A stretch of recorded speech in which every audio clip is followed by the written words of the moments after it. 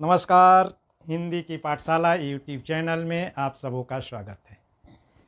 पिछले क्लास में हम लोगों ने यह तय किया कि यूजीसी जेआरएफ नीट की परीक्षा को ध्यान में रखते हुए हम लोग ऑब्जेक्टिव का अभ्यास करेंगे। तो उसमें यूजीसी के पाठ्यक्रम में 10 इकाइयां हैं जिस पर हम लोगों ने चर्चा भी की थी परीक्षा पैटर्न को लेकर के। और उसके बाद अभ्यास सत्र शुरू हुआ और दूसरी इकाई हिंदी साहित्य का इतिहास से 2 वीडियो आपके लिए अपलोड किया। इवैल्यूएशन में व्यस्त हो गया वीडियो।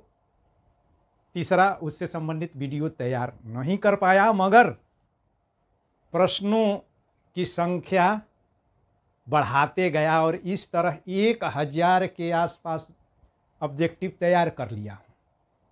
मगर उसको तैयार करने में मानसिक थकान हो गई। कहते हैं ना कि जो है माथा जो है घूमने लगता है और ऊपर ऊपर जो है निकलने लगता है, वैसे ही ऊपर ऊपर निकलने लगा। उसको छोड़ करके जो पहली इकाई है, जो कि मेरा प्रिय विषय है, हिंदी भाषा और उसका विकास से संबंधित क्वेश्चन तैयार करना शुरू कर दिया। उसमें भी 278 ऑब्जेक्टिव प्रश्न तैयार कर लिया, मगर उसमें भी जो है 200 से ऊपर जब बढ़ा, जबकि वो मेरा प्रिय विषय है, तो भी जो है खिसकने लगा और जो है ऊपर ही ऊपर जाने लगा। फिर उसको छोड़ करके काव्य शास्त्र, जो तीसरी इकाई है, उससे प्रश्न बनाने लगा। उसमें भी 300 प्रश्न बना दिया। तो मैं अब महसूस कर रहा हूँ, कहते हैं ना कि जाके पावना फटी बिवाई का जाने पीर पर आई। यानी कि जब मेरा माथा घूम रहा है और मुझे मानसिक थकान हो जा रही है, तब आपको तो कहना ही क्या। तो अब एक और जो है कहावत प्रचलन में है कि कवरे कवरे बिस्मिल्लाह, यानी कि जैसे कि भोजन वगैरह समूह में बैठते हैं तो 2-4 दाना करते करते करते करते पूरी जो है थाली जो है साफ कर देते हैं। तो अब मैंने यह तय कर लिया है कि कवरे कवरे बिस्मिल्लाह हम लोग करेंगे। यानी कि जो 10 यूनिट है, प्रत्येक यूनिट से 1-2 दिन के अंतराल पर प्रश्नों का अभ्यास करेंगे। तो और अगर जो है आपको लगे कि जो है किसका जो है ज़्यादा है, तो आप लोग जो है जब कहिएगा, जिधर से कहिएगा उधर से शुरू कर दूंगा। तो आज मैंने इकाई 1 को अभ्यास के लिए चुना है। तो अब उसके संदर्भ में या उस पाठ से संबंधित थोड़ी जो है सूचनात्मक चर्चा हो जाए। तो उसमें हिंदी भाषा और उसका विकास, तो हिंदी, इसका भाव हुआ कि हिंदी भाषा का विकास कैसे हुआ। या पूरा सिलेबस भी मैं वीडियो के साथ PDF में दे दूंगा। तो पहला कि हिंदी का विकास कैसे हुआ, तो हिंदी साहित्य के इतिहास में भी और भाषा विज्ञान जब मैं पढ़ा रहा था, तो उसमें हिंदी और उसकी उपबोलियाँ के संदर्भ में कुछ प्रकाश डाला था। उसे तो आप लोग देख ही लेंगे संक्षेप में कि हिंदी शब्द के रूप में 7वीं शताब्दी से ही आ जाती है, मगर वह हिंदी आज जिस हिंदी को हम लोग के रूप में जिस भाषा को जानते हैं, जो खड़ी बोली हिंदी का परिनिष्ठित रूप है, जो अपनी राजभाषा है, संपर्क की भाषा है, और उसे हम लोग राष्ट्रभाषा के नाम से भी उसकी जो है एक अखिल भारतीय पहचान देने का प्रयास कर रहे हैं, जिसका दक्षिण भारत में और विशेष और पूर्वी भारत में विशेष करके बंगाल में विरोध होता है, बावजूद राष्ट्रीय स्तर की यह जो संपर्क भाषा है, तो उस रूप में यानी कि साहित्यिक भाषा के रूप में इसका उद्भव 10वीं शताब्दी के आसपास होता है और 1000 ईस्वी के आसपास इसमें हिंदी का साहित्य रचा जाने लगता है। तो इस हिंदी की उत्पत्ति कैसे हो रही है या इसका विकास कैसे हो रहा है, इसका अध्ययन ही इस पाठ के अंतर्गत है। तो हिंदी के पहले अपने यहाँ जो भाषा बोली जाती थी उसको औहट कहा गया, जिसका जिक्र विद्यापति ने अपनी पदावली में किया है कि देसिल बैना सबजन मीठा ते तैसन जम्पौ औहट्ठा। तो उस औहट से हिंदी निकलती है। यद्यपि उस औहट और हिंदी के बीच में चंद्रधर शर्मा गुलेरी एक और भाषा की स्थिति या उपस्थिति का जिक्र करते हैं जिसको पुरानी हिंदी कहते हैं। तो अब औहट या पुरानी हिंदी से विकसित भाषा हिंदी है।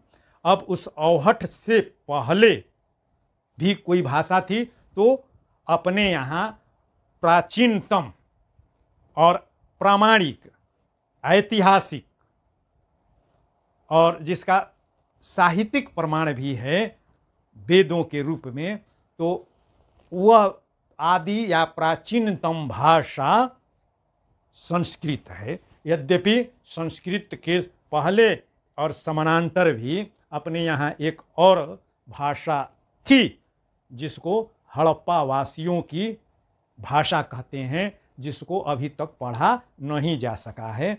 और एक अभी धारणा है कि यहाँ के मूल निवासियों पर सप्त सैंधव प्रदेश से आए हुए आक्रांताओं ने विजय प्राप्त करके उनको विस्थापित करके आर्य सभ्यता की नींव रखी और वहीं आर्य सभ्यता 1500 ईस्वी पूर्व के आसपास यानी कि आज से लगभग 3500 वर्ष पहले यहाँ पर आज अपनी सत्ता स्थापित कर लेते हैं।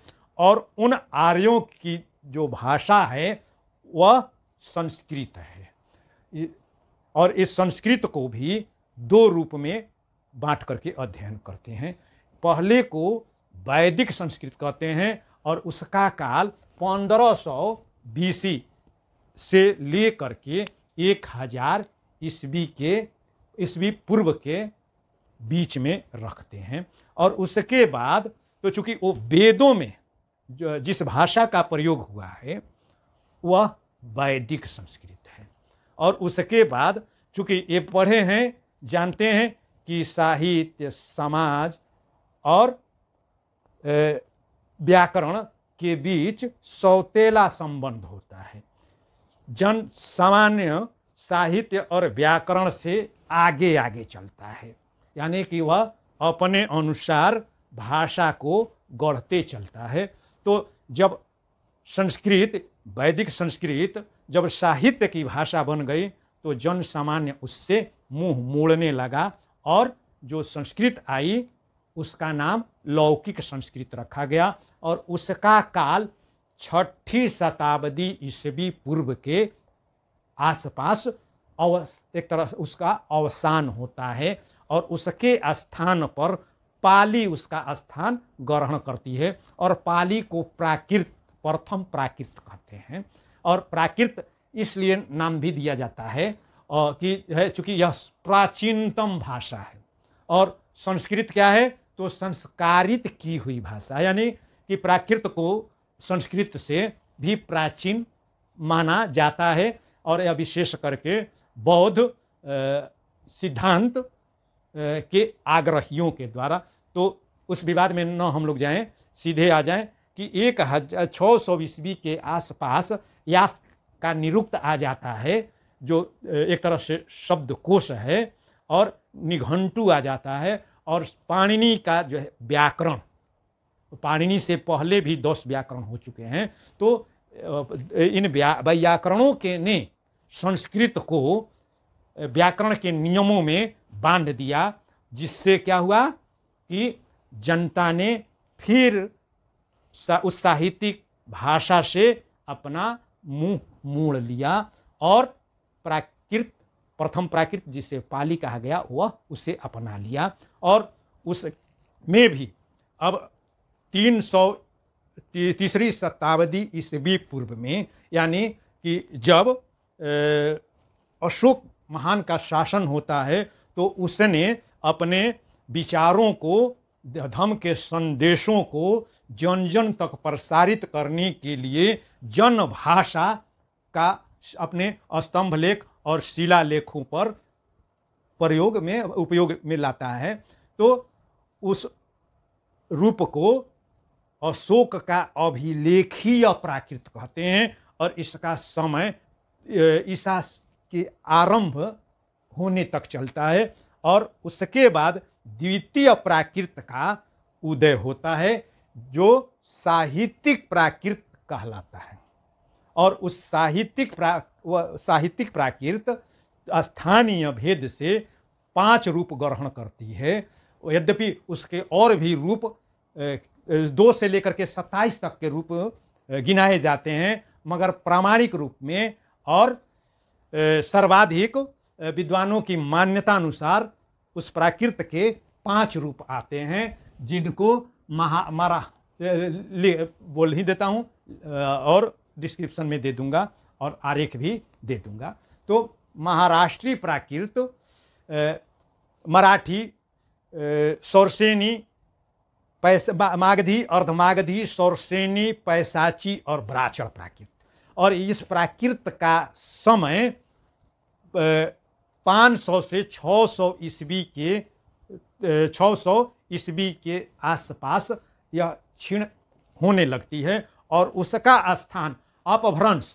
तो अपभ्रंश का जो है प्रथम प्रयोग तो शब्द के रूप में पतंजलि के महाभाष्य में मिलता है, और वे कहते हैं अपभ्रंश को परिभाषित करते हुए, एकैकस्य शब्दस्य बहवो अपभ्रंशा, शब्दस्य बहवो अपभ्रंशा। इसका मतलब होता है कि जो परिनिष्ठित रूप है, उस परिनिष्ठित रूप के जन सामान्य के बीच में बहवो अपभ्रंशा, यानी कि उसके अनेक विकृत रूप भी मिलते हैं। जैसे कि मान लीजिए कि एक लाठी को ही उदाहरण में ले लें, चाहे तौलिया को, तो लाठी को स्टिक भी जो है कहते हैं, डंडा भी कहते हैं, छड़ी भी कहते हैं, छिकनी भी कहते हैं, लौर भी कहते हैं, गोजी भी कहते हैं। तो और वैसे ही गमछा, तो तौलिया भी कहते हैं, गमछा भी कहते हैं, अंगोछा कहते हैं। तो ऐसे अनेक रूप उसके मिलते हैं। तो यहाँ पर यह जो है विशेष करके भाषा के विकृत रूप का सूचक है, और उसके बाद भारत के नाट्य शास्त्र में इसका प्रयोग मिलता है। फिर उसके बाद साहित्यिक भाषा के रूप में, यानी कि साहित्य में प्रथम बार इसका उपयोग, और भाषा अपभ्रंश एक भाषा है, उसके शब्दों का प्रयोग कालिदास अपने नाटक विक्रमोर्वशीय में, विक्रम और उर्वशी में करते हैं। और इसको आगे चल करके भामह 7वीं शताब्दी ईस्वी में इसका जो है काव्यशास्त्रीय अध्ययन करते हैं। और उसके बाद अपभ्रंश जो है भी साहित्यिक भाषा बन गई, उसका व्याकरण भी जो है लिखा जाने लगा। और तब जो है जन सामान्य ने फिर एक बार जो है विरोध किया, और अपभ्रंश जो कि पहले से ही भ्रष्ट रूप था, अब जन सामान्य क्या हुआ, अब हट, यानी कि अब उससे भी हट गया, तो उसका नाम पड़ गया अवहट या अवहट।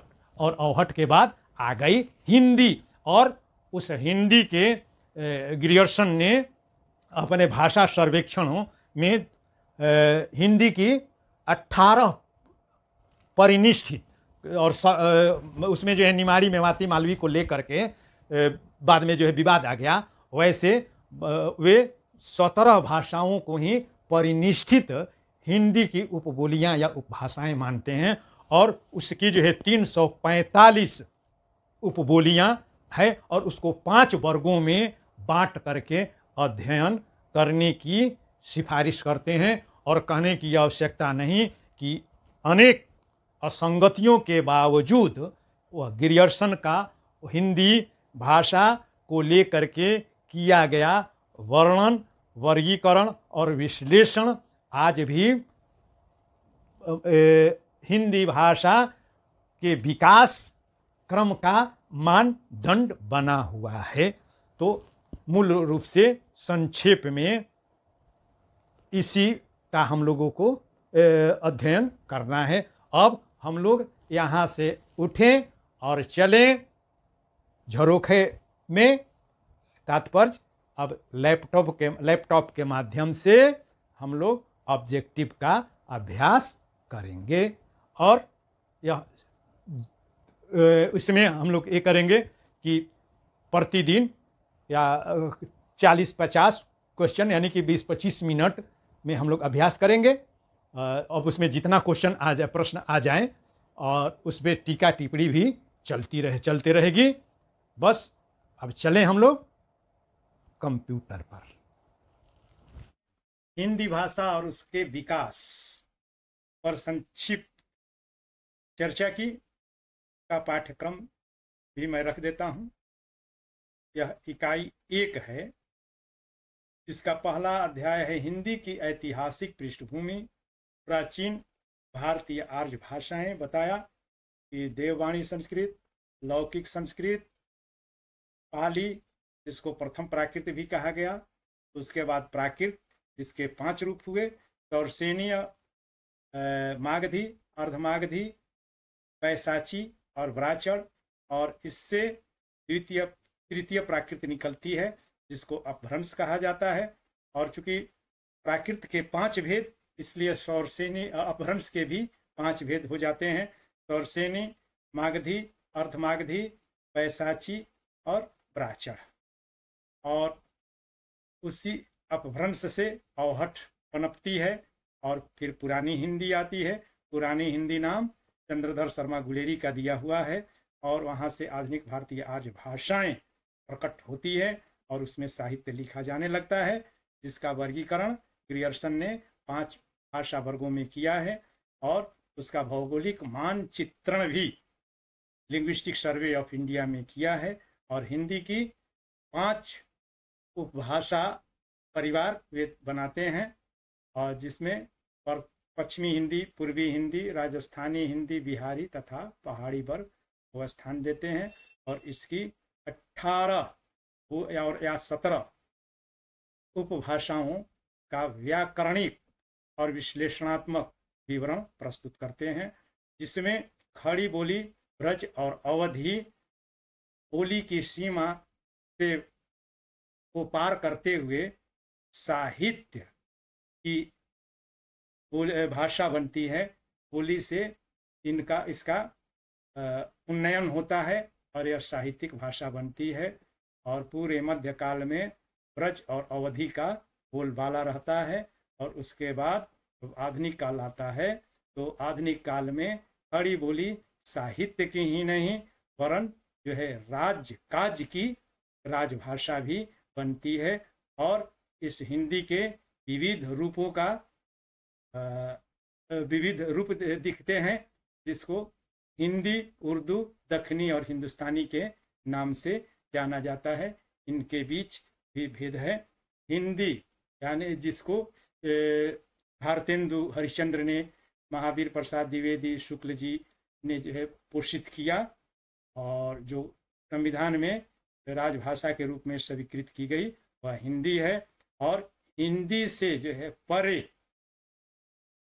हिंदी की ही एक तरह से रूपांतरित रूप, जिसमें अरबी फारसी के शब्दों का बाहुल्य हो जाता है, और उसकी लिपि बदल जाती है, नागरी से पर्शियन लिपि बन जाती है, वह उर्दू कहलाती है। और मोहम्मद बिन तुगलक के समय में राजधानी दिल्ली से हटा करके दक्कन में स्थापित की जाती है, दौलताबाद में। और वहाँ पर दरबार के लोग रह जाते हैं और वहाँ पर दिल्ली और उसके आसपास की हिंदी और उर्दू के का और स्थानीय बोली के साथ मेल मिलाप होता है और उससे दक्षिणी हिंदी पनपती है। और हिंदी और उर्दू के मिश्रित रूप को जिसे राजा शिव प्रसाद सिंह सितारे हिंद ने पोषित किया और महात्मा गांधी ने इसी हिंदुस्तानी को राजभाषा के रूप में संवैधानिक दर्जा दिलाने का प्रयास किया था। हिंदू मुस्लिम ऐक्य की भावना के तौर पर तो वह भाषा हिंदुस्तानी कहलाई। अब हम लोग इसी से संबंधित वस्तुनिष्ठ प्रश्नों का अभ्यास करेंगे। तो चलिए, पहला प्रश्न आता है कि भारत की भाषाओं का व्यापक प्रामाणिक एवं आधिकारिक रूप में सर्वप्रथम भाषा सर्वेक्षण का कार्य किसने किया? विकल्प है कॉल्डवेल, जोन्स, टेरी और ग्रियर्सन। तो इसमें कॉल्डवेल तो का महत्व इस बात को है कि इन्होंने दक्षिण भारत की द्रविड़ भाषाओं का व्याकरण तैयार किया था। जोन्स ने हिंदी, संस्कृत और यूरोपियन भाषाओं के बीच संबंध स्थापित किया था और टेरी ने पूर्वी एशिया की भाषाओं का अध्ययन किया था और ग्रियर्सन ने ही लिंग्विस्टिक सर्वे ऑफ इंडिया के का प्रकाशन और सर्वेक्षण करवाया था और पुस्तक जो 1927 में प्रकाशित हुई the linguistic survey of India, जिसका हिंदी रूपांतरण हुआ, उदय नारायण तिवारी ने किया। भारत का भाषा सर्वेक्षण 1959 में। तो इसका सही उत्तर होगा घ। अब अगला प्रश्न आता है, ग्रियर्सन के अनुसार भारत की भाषाओं का भाषा सर्वेक्षण का कार्य करने वाले प्रथम विदेशी भाषा सर्वेक्षक कौन है? तो भारत में Alberuni, Max Muller, William Jones, Caldwell. तो विलियम जोन्स और कॉल्डवेल के बारे में जान लिए कि ये लोग और मैक्समूलर ने वैदिक व्याकरण लिखा था और ये भी भारतीय विद्या के शुभचिंतक थे और भारतीय सभ्यता, भाषा और संस्कृति और विशेष करके संस्कृत भाषा के प्रति बहुत ही जिज्ञासु थे। तो इन लोगों का काल जो है 18वीं 19वीं शताब्दी है। और क अलबरूनी है, तो अलबरूनी महमूद के समय में भारत में 11वीं शताब्दी, 10वीं के अंत में और 11वीं शताब्दी के आरंभ में भारत में रह करके भ्रमण करता है और काशी में जाकर के संस्कृत का भी अध्ययन अलबरूनी करता है। तो और यहाँ की भाषाओं के बारे में वह विस्तृत वर्णन प्रस्तुत करता है, इसलिए इसका सही उत्तर होगा क, अलबरूनी। उसके बाद तीसरा क्वेश्चन है, ग्रियर्सन के अनुसार भारत की भाषाओं के संबंध में यूरोपीय लोगों को भारतीय भाषाओं के संबंध में जानकारी उपलब्ध करने का श्रेय किसको है? तो इसका उत्तर होगा अलबरूनी। तो तुर्की और ईरान, इराक में ही रह गए। और डॉक्टर कॉस्ट के बारे में हम लोगों ने पढ़ा कि यही 1886 में वियना में कांग्रेस हुआ था, तो इसके ये सदस्य थे और इन्होंने ही भाषा का सर्वेक्षण किया जाए ब्रिटिश औपनिवेशिक देशों में का प्रस्ताव रखा था, जिसको मैक्समूलर ने, बूलर, वेवर और हॉर्नले ने सभी उस पर जो है इसका समर्थन किया था। तो और टेरी ने voice of the east Indies का भाषा की अध्ययन करके यूरोप के लोगों को भारत की भाषाओं के संबंध में जानकारी उपलब्ध कराई थी, इसलिए उत्तर होगा इसका ग। अगला प्रश्न, किस विदेशी विद्वान का कहना था कि संस्कृत भाषा का प्राचीन इतिहास चाहे जो भी हो, इसकी रूपरेखा विचित्र है, यह यूनानी से अधिक पूर्ण, लैटिन से अधिक समृद्ध तथा इन दोनों से अधिक शिष्ट है। तो भारत का भाषा सर्वेक्षण और ग्रियर्सन के परिचय सत्र में यह मैं बताया था कि ग्रियर्सन विलियम जोन्स और बीम्स के लेखों को पढ़ करके ही डबलिन में प्रभावित हुए। तो और ग्रियर्सन तो 1903 में आते हैं। तो ऐसा जो है वर्णन वे नहीं करते हैं, गर्भोक्ति दिखाते हैं। और तो विलियम जोन्स का यह कहना है, और इन्हीं के इस कथन के बाद तुलनात्मक भाषा विज्ञान की नींव पड़ती। तो सही उत्तर होगा ख। अगला प्रश्न, भारत की भाषाओं का सर्वेक्षण का कार्य करने वाले ग्रियर्सन कहाँ के निवासी थे? तो इंग्लैंड, स्कॉटलैंड, आयरलैंड और स्विट्जरलैंड। तो बताया कि ये ब्रिटिश नागरिक थे, और ब्रिटेन 3 देशों का एक तरह से या राज्यों का एक संयुक्त राष्ट्र है, जिसमें इंग्लैंड, स्कॉटलैंड और आयरलैंड हैं। तो सर जॉर्ज ग्रियर्सन आयरलैंड के मूल निवासी थे, इसलिए सही उत्तर होगा ग। अगला प्रश्न, भारत की भाषाओं का सर्वेक्षण का कार्य करने वाले ग्रियर्सन भारत में कब आए थे? तो बताया कि 1870 में एक आईसीएस की परीक्षा पास किए, ट्रेनिंग समाप्त किए, और 1873 में ये वापस ये भारत में आए। उसके बाद ये जो तिथियां हैं, तो 1889, तो 1889 में तो ये the modern vernacular literature of Hindustan को प्रकाशित करवाते हैं। 1902 में, तो 1902 में इनको पीएचडी की उपाधि से नवाजा जाता है, और 1941 में इनकी मृत्यु हो जाती है। तो सही उत्तर होगा क, यानी 1873 में आए। उसके बाद हिंदी सेवा के लिए विदेशियों को केंद्रीय हिंदी संस्थान द्वारा दिए जाने वाले पुरस्कार का नाम है। जॉर्ज ग्रियर्सन पुरस्कार, सर विलियम जोन्स भाषा सम्मान, टेरी भाषा पुरस्कार, केटलर सम्मान। तो ये लोग तो बहुत पहले हुए।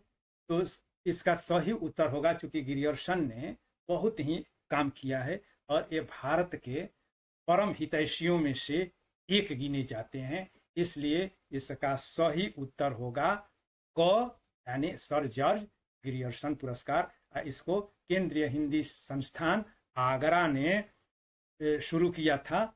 और कब? हिंदी का जो इतिहास इन्होंने लिखा, the modern vernacular literature of Hindustan, तो उसके शताब्दी वर्ष में, यानी कि 1889 में प्रकाशन हुआ था, और शताब्दी वर्ष हो गया 1989 में। 1989 में सर जॉर्ज ग्रियर्सन पुरस्कार आरंभ किया गया।